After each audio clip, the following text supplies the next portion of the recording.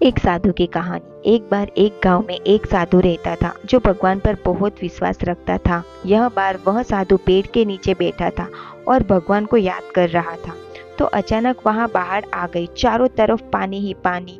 सब लोग अपने आप को बचाने के लिए पहाड़ की तरफ भागने लगे। उनमें से एक आदमी देखा कि इस हालत में भी साधु जी भगवान की तपस्या कर रहे हैं। वह सोचे कि ये अपने आप को बचाने के लिए क्यों कहीं जा नहीं रहे हैं। तो उसने साधु से बोला, अरे आप कहीं जा क्यों नहीं रहे हो? आप भी मेरे साथ ऊपर पहाड़ की तरफ चलो, नहीं तो आप डूब जाओगे। साधु बोले, अरे हमें क्या होगा? मैं भगवान की इतनी तपस्या करता हूँ, मुझे कुछ नहीं हो सकता। मुझे भगवान अपने आप बचाएगा। धीरे धीरे पानी साधु के कमर तक आ गया। अब लोग वहां से नाव लेकर निकलने लगे। तो उनमें से एक ने साधु से कहा, अरे पानी आपके कमर तक आ गया है, आप हमारे साथ चलो। तो साधु ने कहा कि नहीं नहीं, भगवान मुझे अपने आप बचाएंगे। और वह नाव वाला भी वहां से निकल गया। और कुछ देर बाद पानी इतना बढ़ गया कि साधु के सर तक पहुंच गया। और अब लोग को बचाने के लिए हेलीकॉप्टर निकालने लगे। एक हेलीकॉप्टर साधु के पास आया जो कि आखिरी हेलीकॉप्टर था।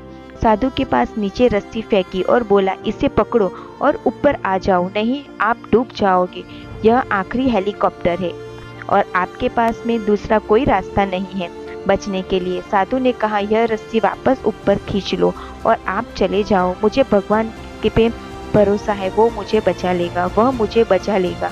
पानी काफी ऊपर तक आ गया था और साधु की भी डूबने से मौत हो गई। मरने के बाद साधु भगवान के पास गया और बोला, हे भगवान, मैंने पूरी जिंदगी आपकी तपस्या की, मेरा सारा जीवन आपके आराधना करने में चला गया, फिर भी इतने भरोसे के साथ इंतजार किया कि तुम मुझे बचाने आओगे, लेकिन वहां मेरी डूबकर मौत हो गई और तुम नहीं आए। ऐसा क्यों? भगवान बोले, मूर्ख इंसान, एक नहीं 3 बार आया था। वो तीनों बार मैं ही तो था।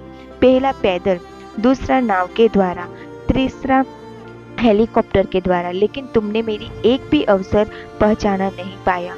पता नहीं किसका इंतजार कर रहा था। इस तरह से जिंदगी में हमें ऊपर वाला बहुत से मौके देते रहते हैं, लेकिन हम सब उस मौके को ठुकरा कर पता नहीं किस चीज़ का इंतजार कर रहे होते हैं कि वो होगा तभी हम करेंगे। और इस बात पर अड़े रहने से एक वक्त के बाद वो मौका हाथ से निकल जाता है और हम कुछ नहीं कर पाते हैं। तो दोस्तों, इस कहानी से सीख हमें ये मिलती है कि किसी भी अच्छे समय का इंतजार मत करो।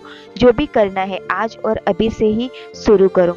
तो आपको ये कहानी कैसी लगी हमें कमेंट बॉक्स में ज़रूर बताइएगा। और कहानी को लाइक और हमारी चैनल को सब्सक्राइब करना जरा ना भूलिएगा। और कहानी अंत तक सुनने के लिए आप सभी का बहुत बहुत दिल से धन्यवाद।